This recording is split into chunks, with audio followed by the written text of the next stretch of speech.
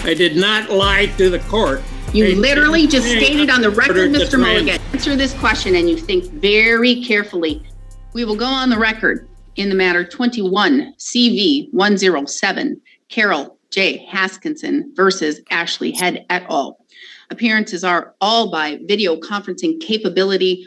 We're set here today in this matter for a status conference. I'm going to turn. Excuse me, Your Honor. Mulligan is on Zoom. I can see that, and you're by video conferencing capability. I can hit the button to have you see if you can hit a button to appear by video. If not, that is fine. I'm seeing, yes, you are by video now. There he is. All right. So now I have both counsels by video, one client by video, the rest by capability. I'm going to turn to Ms. Wolf to provide the court with an update. We were here in July 25th, 2024, for the court to hear a reconsideration motion. The parties reached a stipulation. For the record, it was stated on the record and taken down on the record by both parties. It was cited by Mr. Mulligan, and then it was stated on the record and taken down by the court reporter and transcribed. It has not been brought to this court in a written form, at least at this time, even though the court has instructed the parties to do so. The court is going to turn to Ms. Wolf for an update. Ms. Wolf. Thank you, Your Honor. Yes. As far as an update, I had sent a proposed stipulation to Mr. Mulligan on September 3rd, 2024.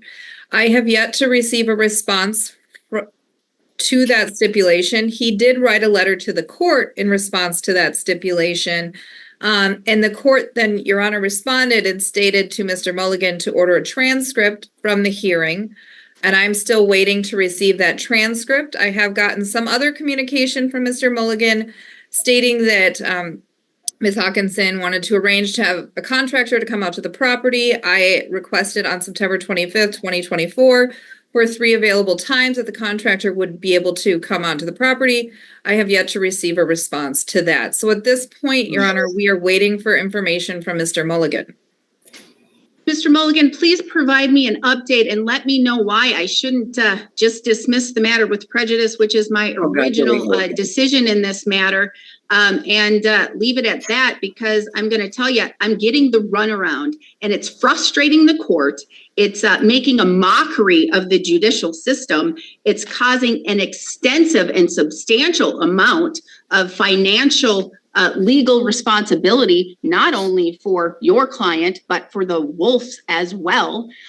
Why should the court not deny the motion for reconsideration and go back to it and have its original decision stand? Because again, July 25th, in which the court had all parties here to hear a motion for reconsideration. The parties were given an opportunity to sit down and to have time to reach a settlement, which they apparently did. The court was prepared to make a decision that day on whether or not to continue with the motion for reconsideration or to continue with its original decision, which was to dismiss the matter with prejudice. Mr. Mulligan, please entertain the court and give me some information. Well, number one, Your Honor, the stipulation in order was not in conjunction. Mr. Mulligan, 807.05 Wisconsin statutes. It was stated on the record, Wisconsin statute 807.05 makes it binding. And at that hearing, the court said, and I quote, it said, "Whoa," and were stated on the record, and it shall be so. The record shows that we reserved our position once the opposing parties have ascertained any additional information. We reserved. Mr. Mullen, I'm stopping you right now. I don't want you to reserve anything right now. I want you to tell me why I shouldn't go back and keep my original decision to dismiss, because we're still on this reconsideration. Dismiss with prejudice. That's where we were. And when we were here on July 25th, I gave the parties the opportunity to try and resolve the matter and stipulate to an agreement that could work for both of the parties, because I looked you in the eye, I looked your client in the eye, and both of you knew that your time to appeal had lapsed, that you had no longer an ability to appeal because there was no longer any time to appeal. Both you and Mr. Benson lost that by both other counsel. So I gave you an opportunity to reach an agreement in this matter. It was placed on the record. Tell me why. Tell me why I should not continue with my original decision to dismiss this matter with prejudice. Has this reached a decision? Am I to get the transcript, and am I to do an order based upon that agreement that was reached? Or is this matter dismissed with prejudice? Tell me now, Mr. Mulligan. I don't want to hear any this, that, or the other, and my client wants more money, my client wants this, and my client wants to agree to that. I do not want to hear that, Mr. Mulligan. That was made a part of the record, Your Honor, and I think it's important for... Mr. Mulligan, I want the basis of an agreement. Is there an agreement, and that the court can reach other, and the court, myself, me, the judge, can reach a decision on other issues? Or is this matter dismissed with prejudice? Well, it should not be dismissed with prejudice. We briefed that fully and would like a hearing. No. July 25th, Mr. Mulligan, you had since July 25th. And prior to that, Mr. Mulligan, you had a whole lot of other time. Prior to that, August 9th. Prior to that, Mr. Mulligan, you had September 26, 2022. Prior to that, Mr. Mulligan, you had September 27th, 2022. Prior to that, Mr. Mulligan, April 4th, 2022. I am losing my patience here.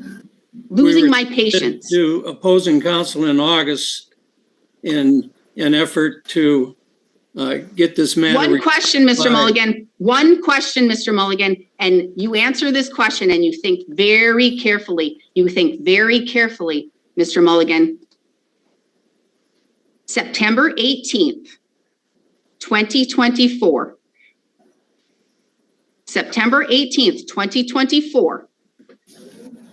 On your letter written to the court,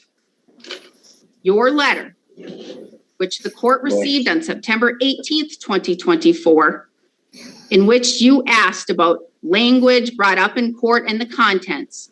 This court, myself, the judge, wrote, Mr. Mulligan, please order a transcript so that the parties and the court can see what was actually stated on the record for the agreement. We cannot rely upon minutes. Judge Mogan, September 18th, 2024. And I'm asking you, Mr. Mulligan, right now, think extremely careful about your answer. And it is a yes or no question.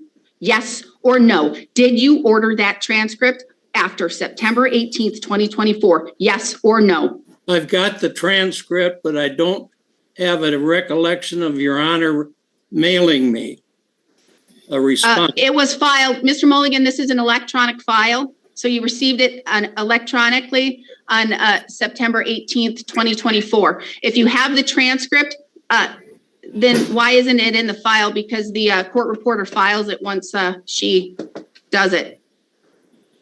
Well, who is the court reporter? Look at the transcript right now. Tell me who is a court reporter. I don't have that information. Get the transcript right now. Tell me who is a court reporter. I can't because I don't have that information. I've got a copy. I don't think you ordered it. Transcribed.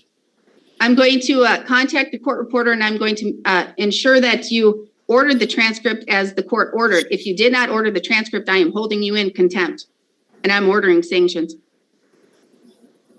Did you order that transcript, Mr. Mulligan? I don't believe I did. You just lied to the court. You literally just lied to the court. This matter is dismissed with prejudice. I don't lie. This matter is dismissed with prejudice. You just lied to the court, Mr. Mulligan. This matter is dismissed, Ms. Wolf, with prejudice and with costs. Thank you, Your Honor. Would you like us to submit an affidavit of attorney's fees?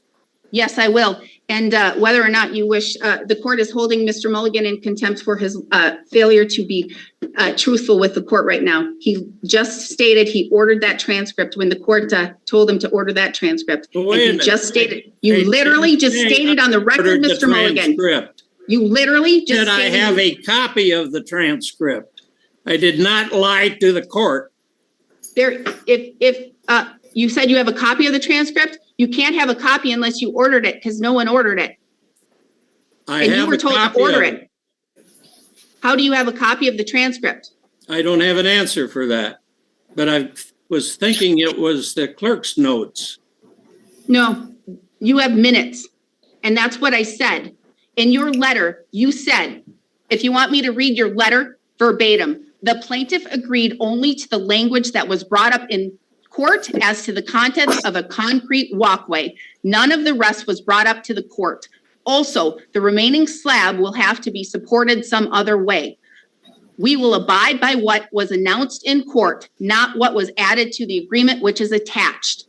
We will follow the agreement as set forth in the agreement put on the transcript and not the extra verbiage, as it is beyond the scope of the agreement. Very truly yours, Thomas O. Mulligan. And you attached the minutes from the clerk. You did not attach the transcript. That is where this court, myself, wrote on your letter, Mr. Mulligan, my own handwriting wrote on your letter, and I quote, Mr. Mulligan, please order a transcript so the parties and the court can see what was actually stated on the record for the agreement. We cannot rely upon minutes. Judge Mogan, September 18th, 2024. That was filed in the electronic file the same day and time, extremely right immediately after I wrote it on your letter, September 18th, 2024. Then Ms. Wolf sent correspondence not only to me, but to you, Mr. Mulligan.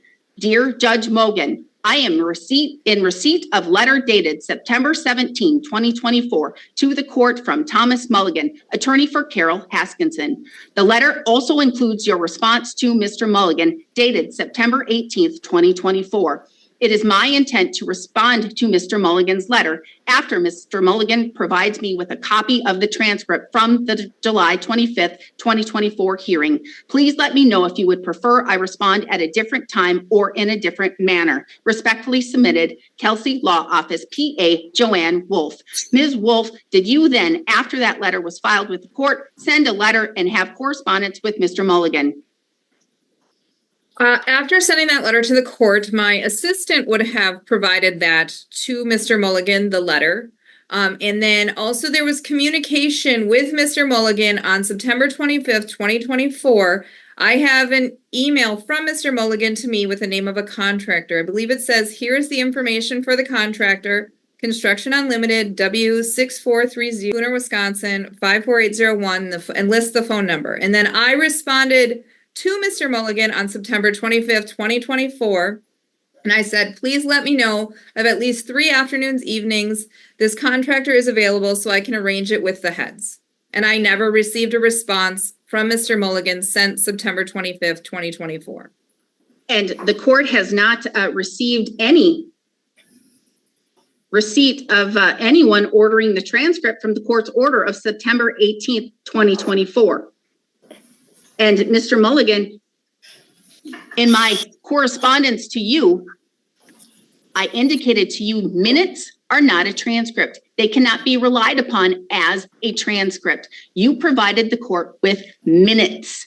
Minutes are different than a transcript. Minutes cannot be relied upon like a transcript. The court informed you of that. The court ordered you to order the transcript from the court reporter. You now just said that you did so, and then now you said you didn't, or you have a copy of it. You do not have a copy of the transcript. This has been a complete waste of the court's time. My decision to have the matter dismissed with prejudice stands. Please draft the order, Ms. Wolf, and send it to the court to sign. Thank you. We are